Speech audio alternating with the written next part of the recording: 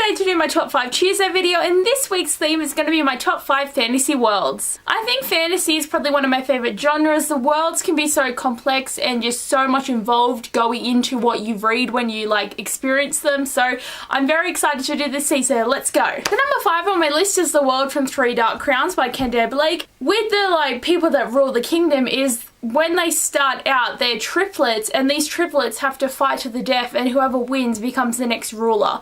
And every single generation, the queens always have triplets, and it's always 3 girls, and it goes along and along like that. But I found that concept really interesting because it makes this a really like cutthroat society, but I did like that. And I also like how there's different cities. You have the Poisoner's City, the Elementalist City, and the Naturalist City, and they're all like surrounding each other, and they all have their different aspects that they bring to their kingdom, and I just really like the way the characters are written in this world, and I really like this world, and there's a lot going on, and I just find it really interesting. Number 4 on my list is The World from Throne of Glass by Sarah J Maas. I really like how the Fae system works in this book. Like, that's always been really interesting, is like seeing the way authors write their powers and how they can be so different. Like, I really like the way that people can like control different things but have more power than others, and it's not really like the biggest thing in the book. It's not like everyone has power, like it's a very selective thing of race for what power you're gonna have. And I also really like how there's so many cities and towns, and they get visited a lot in this book, and it's fun just seeing how much of the world we can see and how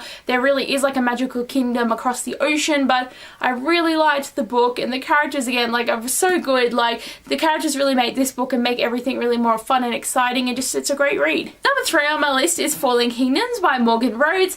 I really like how magic is like not the biggest part of this book. Like, some people have it and most people don't. Like, I feel like with this series, as I've only read the first book, that we're going to keep seeing more and more magic come, and more people actually have it, and it's not going to be as rare. But I really like the way the kingdoms work together and how they're always fighting, and that really gives the element of really wanting to keep reading this book. And fighting is always intriguing when kingdoms don't want to work together. Like, I thought it was really interesting the way they're like, their relationships are strained but they're interesting, and I think the characters help push this battle along because you've got all the key players of the characters in this game of fighting, and it's just really interesting, and so much is going on, and I really like it. Number 2 on my list is The World from the Kiss of Deception by Mary E. Pearson. And again, it's the same thing as with Falling Kingdoms. It's how you've got these 3 cities, sort of 3 cities or countries that are sort of fighting each other, and in this book that is happening, but not as much, but it's still a big theme of fighting this one. And I really like how the 3 kingdoms are so different from each other but similar at the same time. Like, you'd understand if you read the books. But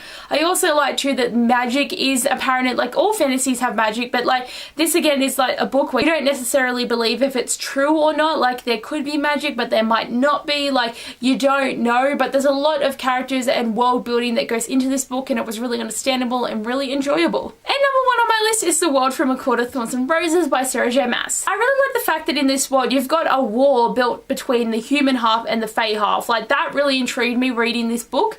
But I also like that in the fae half of the world there are 7 courts, and then like, you know, the spring court, the summer court, the day court, the night court. Like, that's really cool. Like, I just like the fact that they all have their own courts, and in each court they do different magic, and like, you kind of, what your magic is when you grow up, you kind of go to that court. Like, I think that's really interesting. And like, the human world we have seen but not as much. Like, maybe in Aka War there might be some more of the human world fall back on and have more information about, but the fae side of this book is just so good. And like, how there's all high lords of all the kingdoms and how they always use all their magic, and it's just, I really like it. This is like the best book series ever, so definitely a lot of really cool world and stuff in this, and I really like it. So the books with the best fantasy worlds are the ones in my hands that I am having such trouble holding, but all of these books are great, and you guys should definitely like read them because like they're so good. Like, they're probably all popular books that everyone has read, but still they should be read by everyone because you should. But anyway guys, thanks for watching that video, and I'll see you guys later.